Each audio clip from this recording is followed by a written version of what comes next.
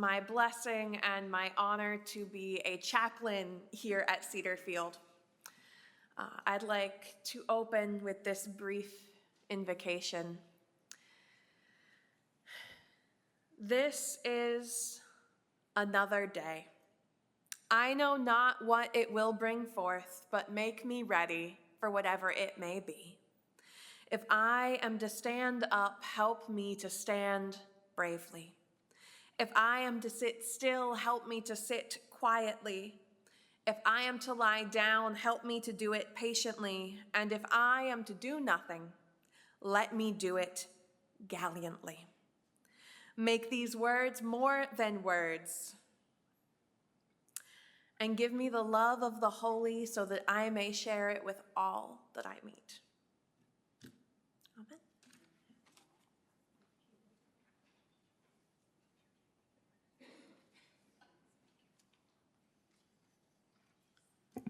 Good afternoon, everybody. Welcome to our June Town Hall meeting. I'm feeling the summer vibe in the room. Anybody else feeling that? Yeah.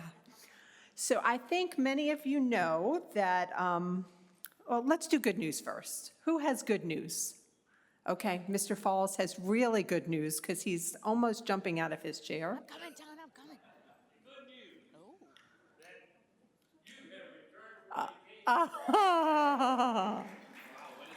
Thank you, thank you, thank you. It is good news. I'm glad to be back. I will share that. Who else has good news? There has to be something better than that. Any birthdays coming up? How about wedding anniversaries? June, weddings? Anybody going to any weddings soon? Yeah? Somebody in the back of the room, Ms. Hoffheimer.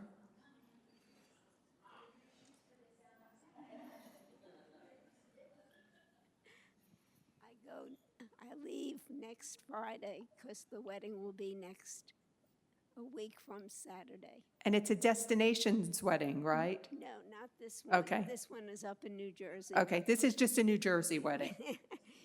It's my great nephew who's How getting wonderful. married. Wonderful. So all our family is going.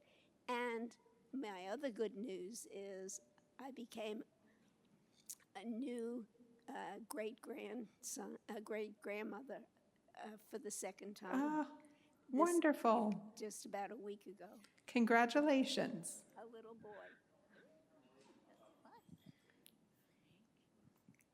You and I went to a graduation. We did. We saw each other there, too. We both behaved. Her son and my grandson. Exactly.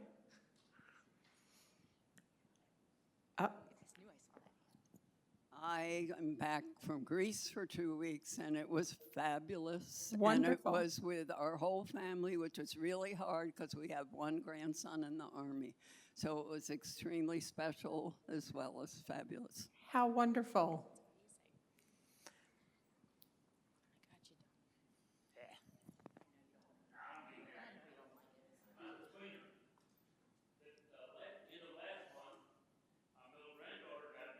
Oh. And next month, my grandson's getting married.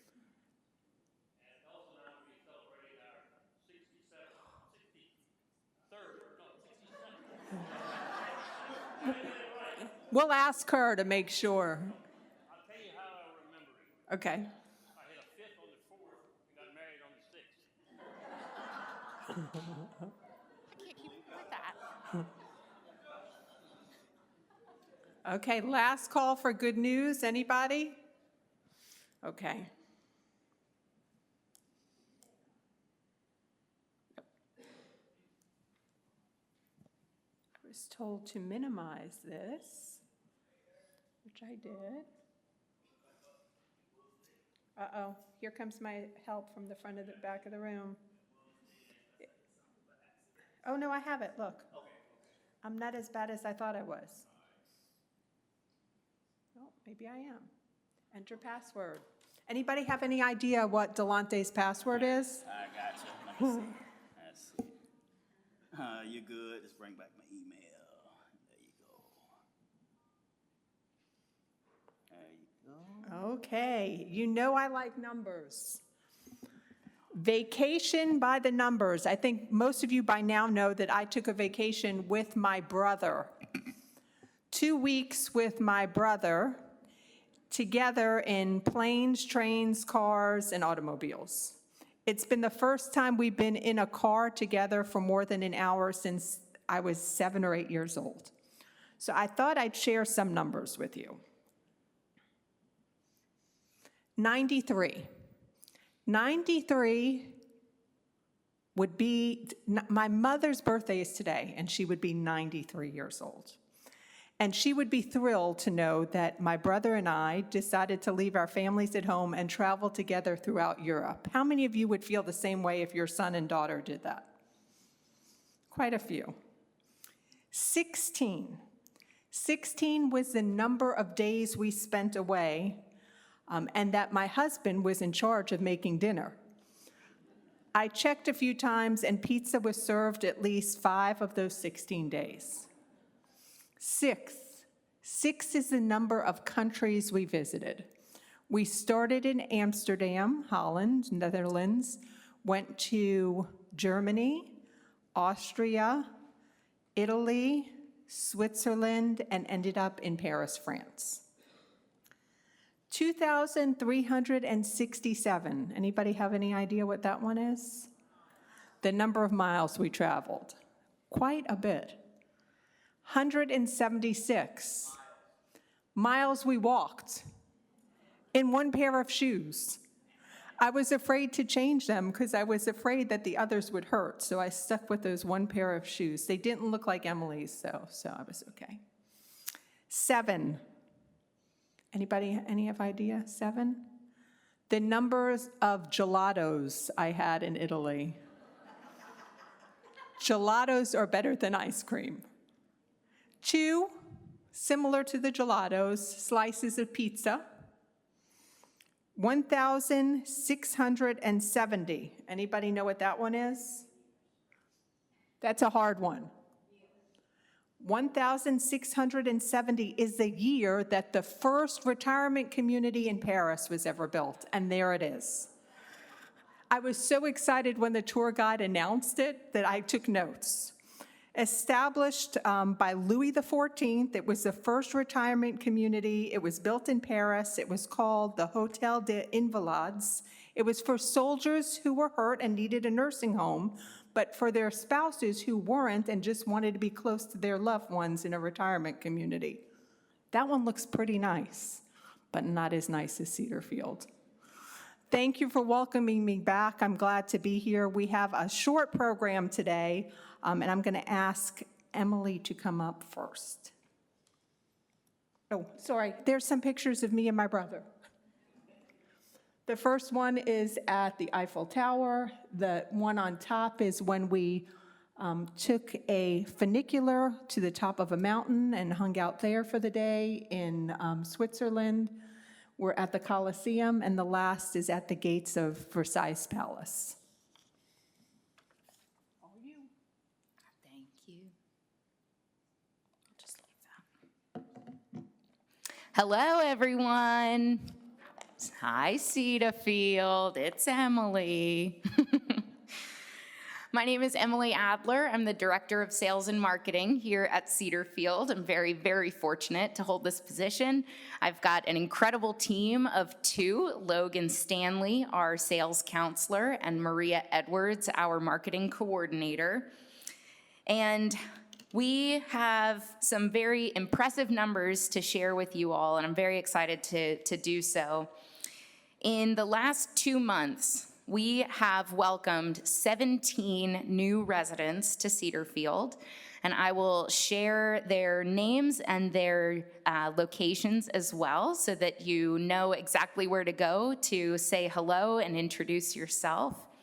We have Barbara Tooley in A Wing, apartment 273, Victoria Hahn in A Wing 374, Beverly Kirby, who's on the main hall in apartment 303, Joe and Terry Balama, who moved into 2147 Cedarfield Lane, John and Susan Winter, who moved into 2135 Cedarfield Lane.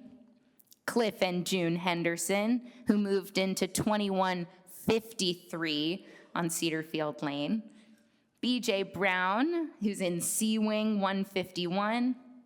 Judd and Gloria Barrett, who moved into the main hall 322.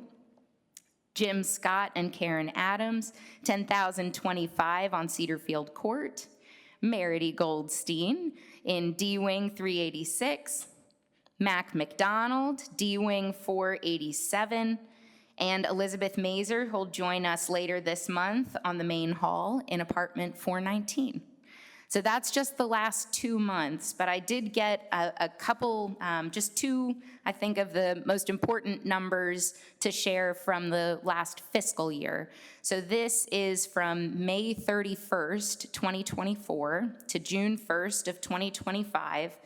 We turned over 44 residences, so that's between the cottages and the apartments, and welcomed a total of 61 new residents in the last year, which is very exciting. So I want to really take a few minutes here to acknowledge all of the team members whose efforts went into this outside of the marketing department.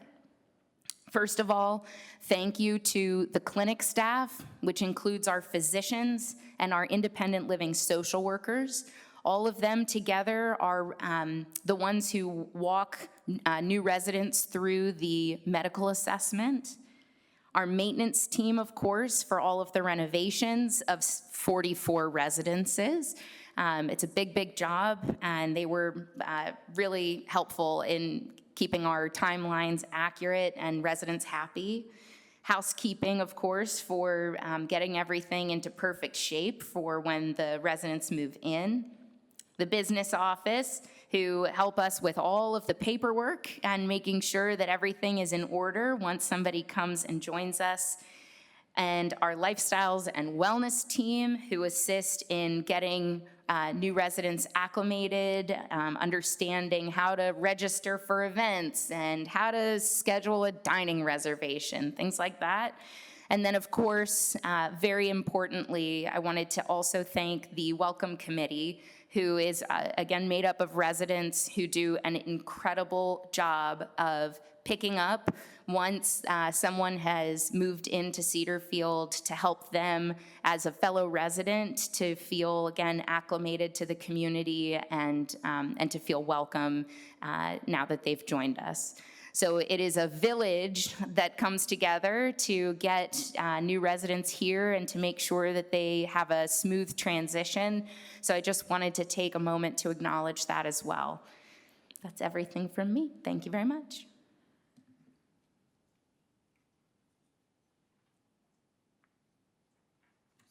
Thank you, Emily. Next on our agenda is Lauren and Brittany from Health Services. It looks like Lauren is here, so she is going to pretend to be Lauren and Brittany.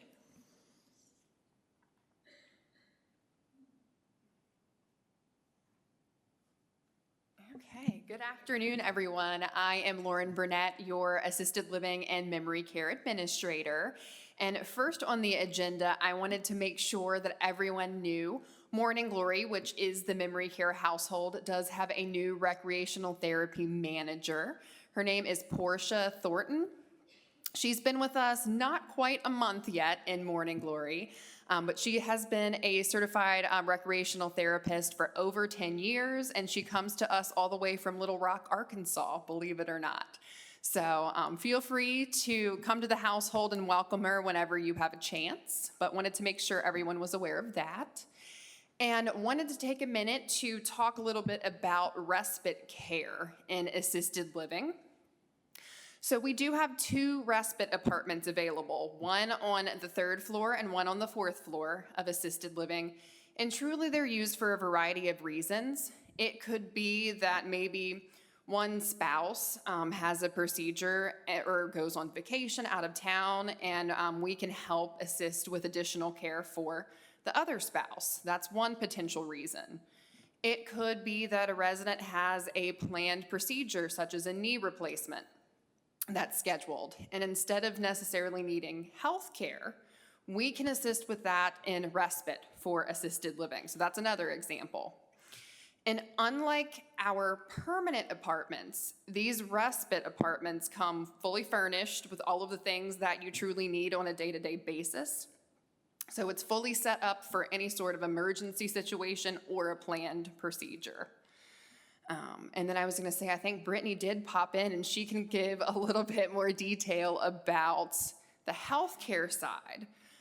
But I do recommend, if you are interested in utilizing assisted living's respite apartments for any reason, I would suggest reaching out to Melissa, your social worker. And Brittany's coming.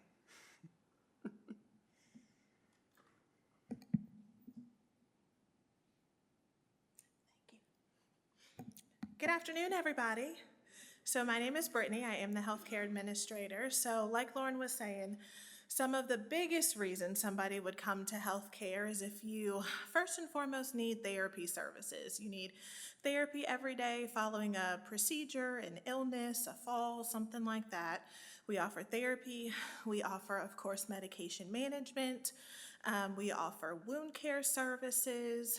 If you have any IVs coming out of the hospital for antibiotics or anything like that, those are all services that are a little more detailed, if you will, than assisted living respite that we offer in healthcare.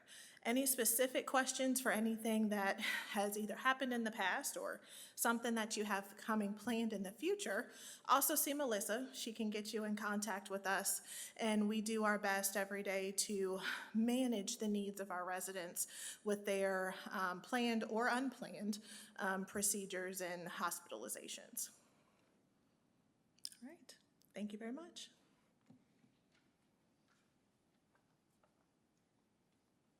So I'm going to just add a little bit to that. Often a resident might see a doctor or have a procedure, and when they're at the doctor's office, the doctor might suggest a stay in our healthcare center for some oversight or some supervision.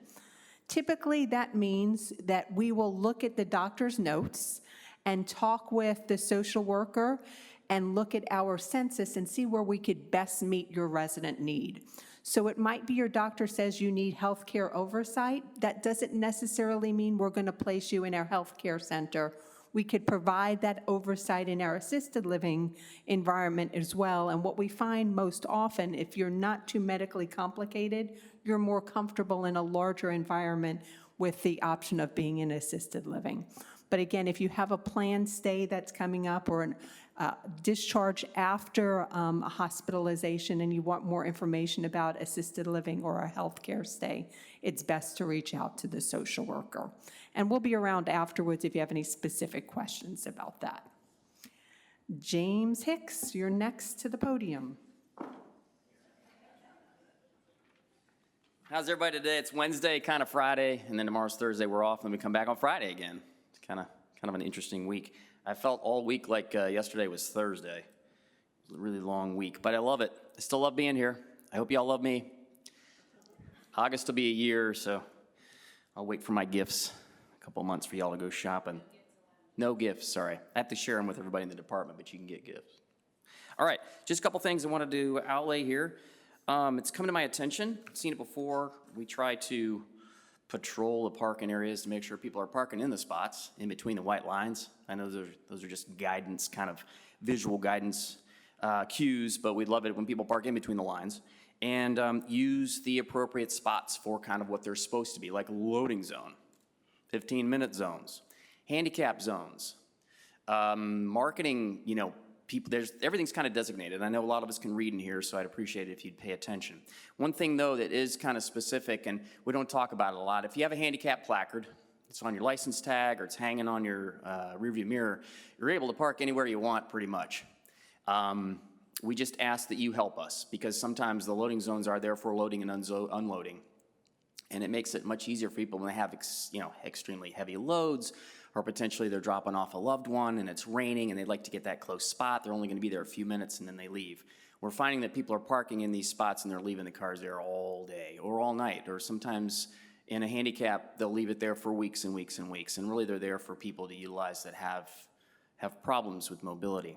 I'm going to read you the definition that I found on the web that's specifically for handicap. It says, accessible parking spaces must be provided for cars and vans, which we do. The number of spaces required depends on the size of the parking lot. The designated spaces may only be used by individuals who have a handicap license plate or windshield placard issued by the state. The handicap spaces must be properly signposted and appropriately sized, which ours are. Handicap parking spaces are for short-term parking. Handicap spaces are for short-term parking. Handicap spaces are for short-term parking. Oh, I'm skipping, sorry. The ADA sets the standards for parking lots and requires the parking spaces to meet the certain requirements. And these requirements are, and I'll just kind of roll them out. The parking spaces must be 96 inches wide, they have to be 60 inches deep, parking spaces have to be, have a minimum slope of like 1.4%, and the surface must be anti-slip. And we do these for a reason. I just want to make sure people understand that if you have a really nice car and you're parked out there, it's nice if you would say, hey, maybe I can find a better spot and utilize these handicap for the people that need them. Enough said on that. All right, more exciting news. EFIS. I don't know if you all know what that stands for. I know some of you probably do. It's an exterior insulation finishing system. That's the cool stuff that they're ripping off the IL side over there and they're putting it back, and it looks great. They are talking about being about a year ahead of schedule, which means it's going to save us some moolah. Yep, I don't know exactly how much yet, but we're working on that through the contractors. So it's going really well. The A wing, they say, is going to be finished by July-ish, B by September, C by early winter. The pergola, they've moved up in the scope a little bit. I think they're going to get started on that. The front pergola areas out in the front, all the white lumber that's hanging out that doesn't look all that pretty, they're going to move that up in the schedule, and they think they're going to get that started at the beginning of July. We have 980 windows that have been proposed to be replaced, and they've replaced 400 so far. So plenty more to go, but they're rolling right along. And then last but not least, we lost a dear partner. Darlene's no longer in the maintenance department. She's moved on where her passion is, which is nursing. I know we lost her to nursing. It happens. So the department's looking for a lot of good faces and qualified people. We have received within, I think, the first 48 hours of the ad being released on the web, 140 applicants or something crazy. So we had to go through and look at each one of those and see if they'd be a good fit. We found about 15 or 20 that were really tight, that really looked nice on paper, and right now we're starting to interview. In fact, I had my first one today. So we're excited about that, new faces, and as soon as we pick somebody out, I'll introduce you to them. Thanks.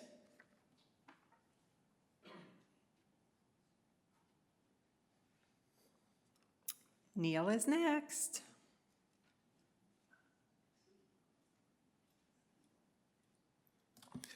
Well, good day, everybody. Neil Stoyer, Director of Dining. Been here a couple of years already. All that. Let's talk a little bit about food. Whew. Right now, we're finishing up New World Bistro, and then next week, we're back in Paris. I believe this will be the third time. I'm anxious to talk to Barbara Rose and see, Barbara, what kind of food did you have in Greece? All right, so we'll have to go over it. What was your favorite dish?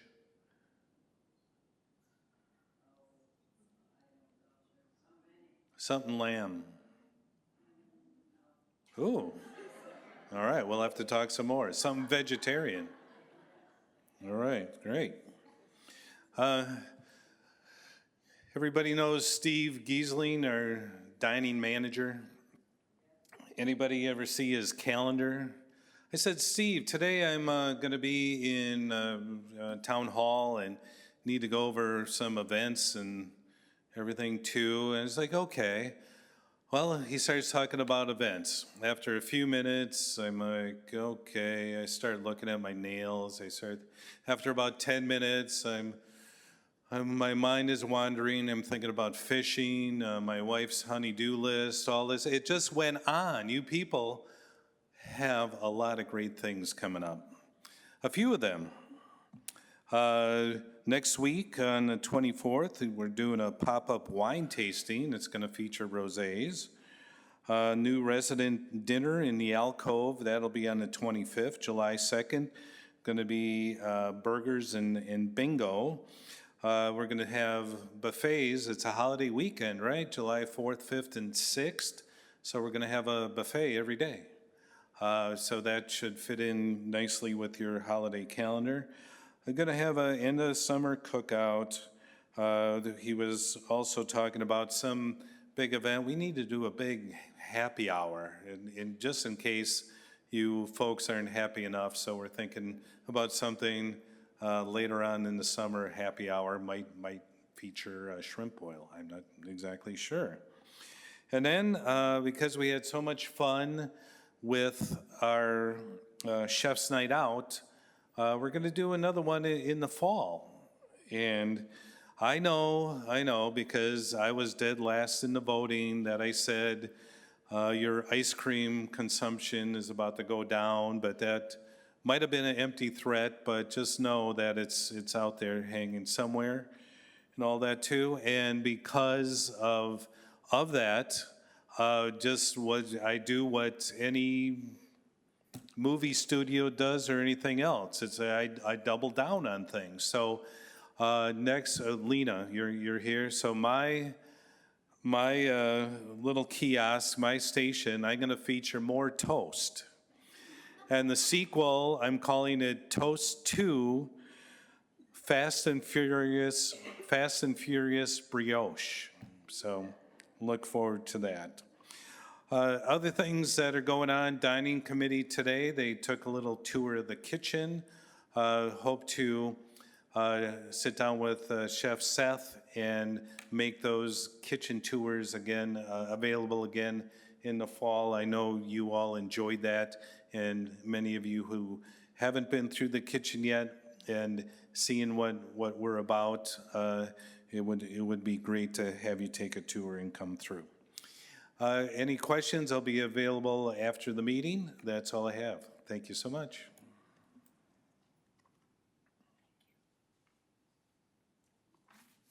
Anybody have any good toast recipes for Neil? I will share that when I was in Italy, I took a cooking class. Has anybody ever done that, taken a cooking class in a foreign country? I have, a few of you, 5 or 6. I have 4 outstanding spaghetti sauce recipes, if anybody needs them. Neil, I'll share them with you. Also made pasta for the first time, which was extremely fun too. Sharon Brown is not with us today, but wanted me to remind you that it's spring cleaning time.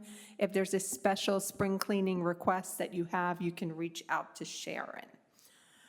Okay, Florence is not here, but she has sent some representatives to talk to you.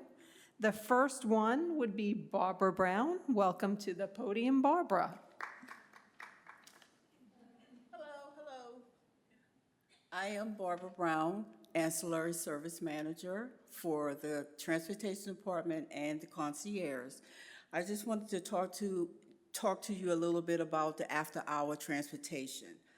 So if you need to get transportation after hours, what you need to do is just look into the directory on page 3 under clinic.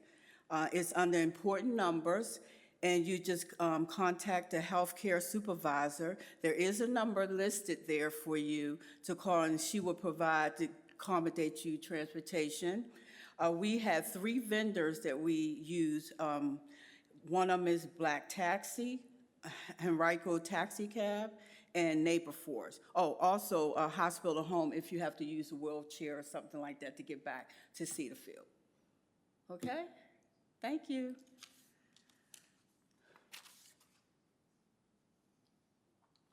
So I'm going to clarify just a little bit. So after hours transportation that you would call the nursing supervisor for is if, let's say, you went to the hospital and you weren't admitted, they released you, or you were admitted and it was all of a sudden 11 o'clock at night and you couldn't reach anybody to bring you home.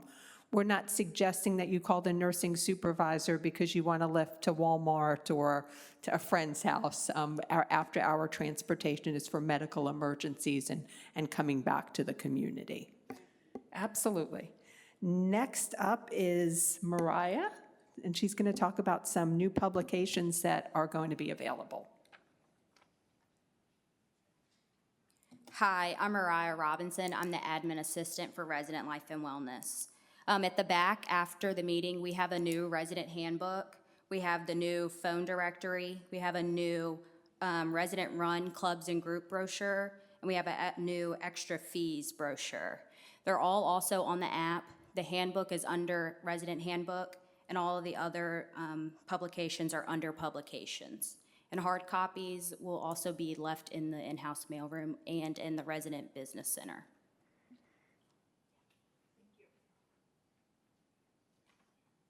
So a lot of good new information available for you in the back of the room after the meeting. Next is Anne from the clinic.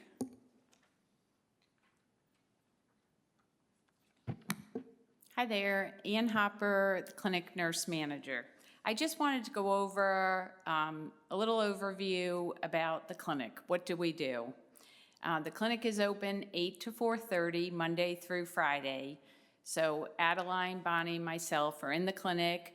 We can help with clinic needs. We do labs on certain days. We do minor dressing changes, COVID testing, blood pressure checks. And then outside of, once the clinic is closed, there is the nursing supervisor that Amy was talking about. So there's a nurse on campus, evenings, nights, weekends, and holidays when the clinic is closed.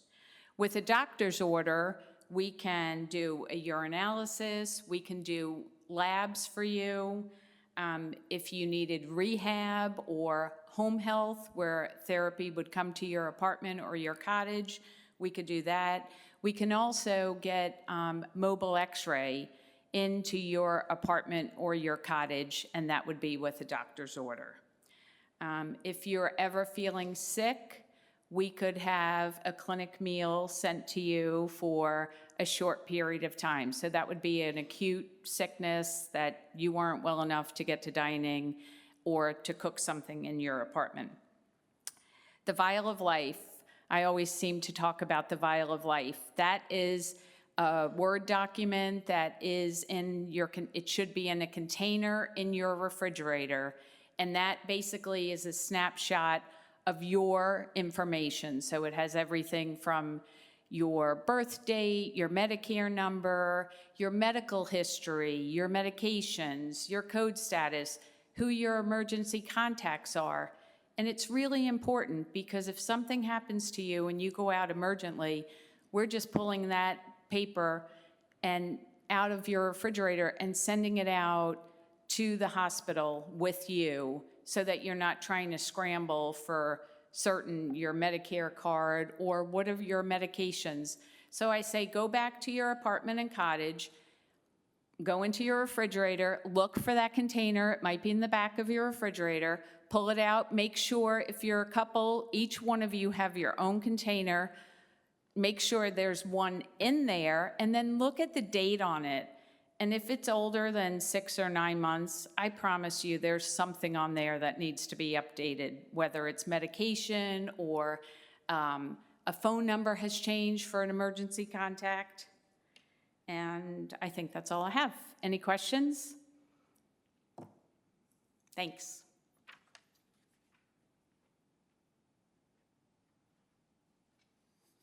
Ladies, will you hang around after the meeting for a few minutes in case anybody comes up with questions? Great, thank you. Betsy.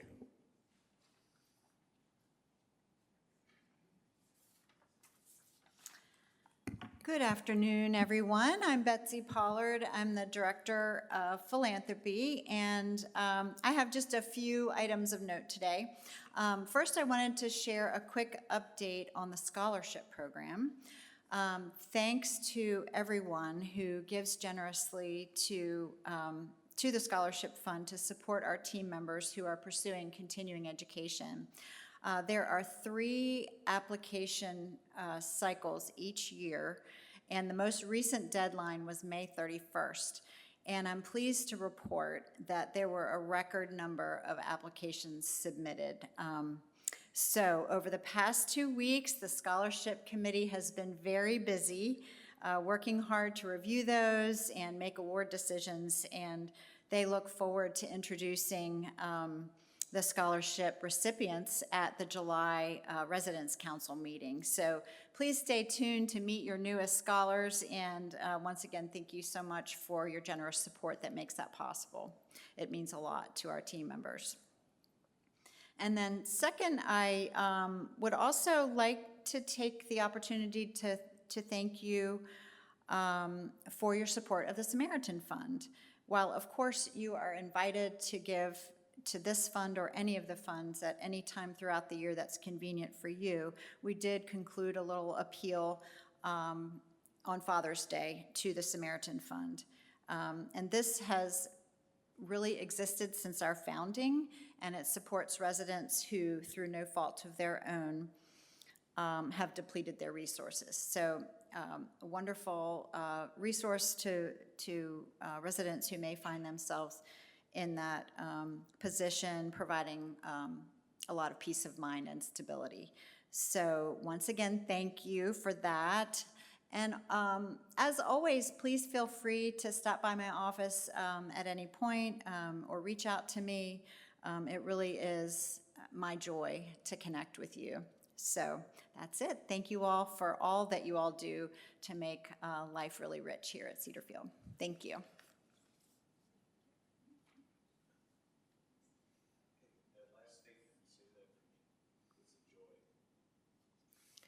That you're a joy? Any resident comes to my office, it's a joy to see. So Neil has shared that any resident that comes to see him in his office, it's a joy for him to experience your visit as well. Thank you, Neil. 3 quick announcements from me. I think most of you know that May 31st is the end of our budgeted year. We are working with our finance department to pull together all of the final numbers. We ended the year pretty well, a little bit under budget, but clearly made up for that with all of the new entrance fees, with all the new residents who have moved in. So if you're new, thank you for joining us. Thank you to all of our residents, because you are consistently our best marketing tool that we have. Your kind words about the community, your satisfaction here, the way you talk about your home really helps in getting people who are considering Cedarfield to make this their home as well. I'll share quickly before I go through my few items that yesterday was an election. I hope everybody voted. And I got here extra early because in Paris, I was 6 hours ahead, so I woke up at 3 o'clock in the morning. When I got here, the first person I met was one of the poll workers, and the first thing he said to me was, "I think I'd like to live here. Can you provide me with some more information?" So we did that, and he was really excited. So you never know who you're going to encounter. He said that the friendliest people he's met have lived here, and he has met many people he has known that he's come in contact with in his previous job, which was not working the polls, and how much he enjoys being here for the election. So he might be our new neighbor too. So end of year numbers, as soon as they come out, David will provide an overview for us in an upcoming town hall meeting. In the meantime, I know that he's working with the finance committee, providing them information as well. If there are any questions, feel free to come forward at the end of the meeting or see David. The next thing I want to announce is that our team members are being surveyed right now for best workplace. For the last 5 years, Cedarfield has been one of Richmond's best workplace, and we're currently asking team members to fill out that survey so that we can continue to be one of the best workplaces. So the next time you see a server or your housekeeper, please remind them to do that survey. We do that as well, but coming from a resident, it might hit home a little bit differently than when we ask them to do that. And lastly, tomorrow is Juneteenth, which is a holiday for our team members. So when you see offices that aren't open and windows that are dark, it's because most of us won't be here tomorrow because it is a holiday that our organization acknowledges, and we won't be here tomorrow, but some of us will. You might see some of us. I know that our services won't change in any way, but tomorrow is Juneteenth, and our team members will be celebrating that. Next up is a council report from our council president.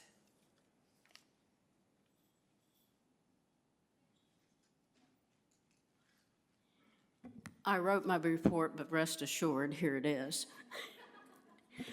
First of all, I want to say a thank you. When I do this job, I'm only able to do it because I have a wonderful group of support people there helping with that job. And I look around this room and I see a lot of faces, and whether you're on a council committee or an officer or an area rep, just about everybody sitting in this room does something for Cedarfield. And if you wonder how it affects other people, I had a visitor, a friend who's 64, and she called me up and she said, I want the behind the scenes Cedarfield tour. Can you do that? So she came last Saturday and we spent 4 hours. She definitely got the behind the scenes tour. I got a thank you note this week and it said, thank you so much for your VIP tour of the Cedarfield Resort. So that's how it affected her. She's like, this really looks wonderful. And everybody has said hello. So she's not ready to move in yet, but she will give us a lot of positive publicity in the neighborhood. And I want to say a special thank you when you pick up those new things, your new directory and things on the back table. The Communications Committee has worked very hard, closely with Florence and her department. They've changed the format of some of those to hopefully make it a little bit easier to read, but they've put in hours of work. So I want to say a special thank you to them.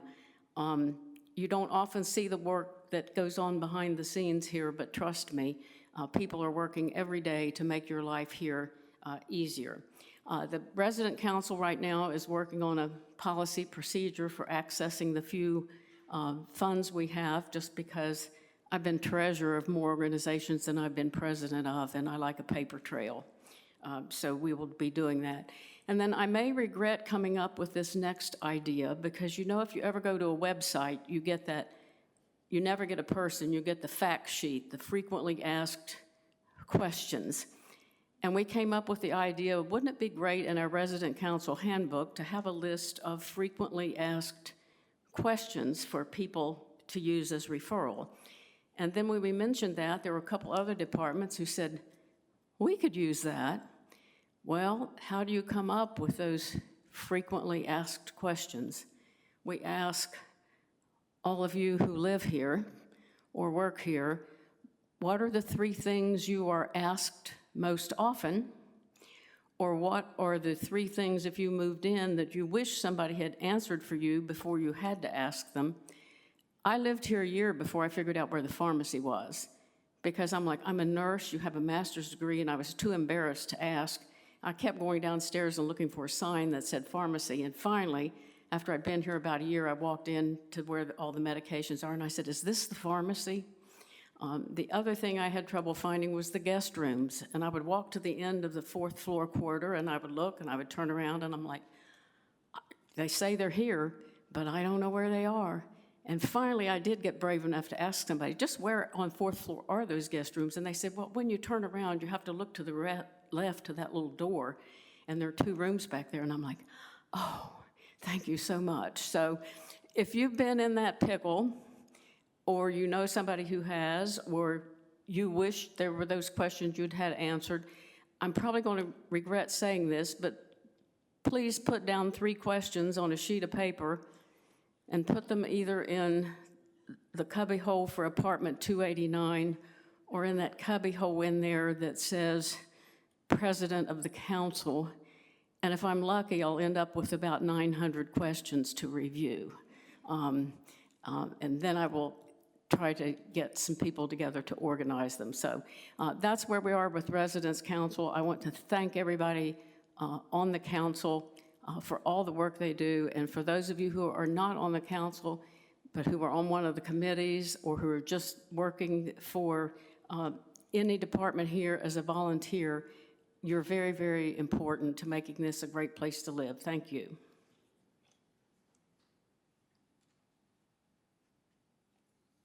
Thank you. Okay, my last number to share with you is 1,927. That is the number of pictures I took on this trip. So if anybody has about 6 hours, I'm happy to talk about all of them in detail. If not, I hope you have a wonderful day and a great evening. Thank you for joining us.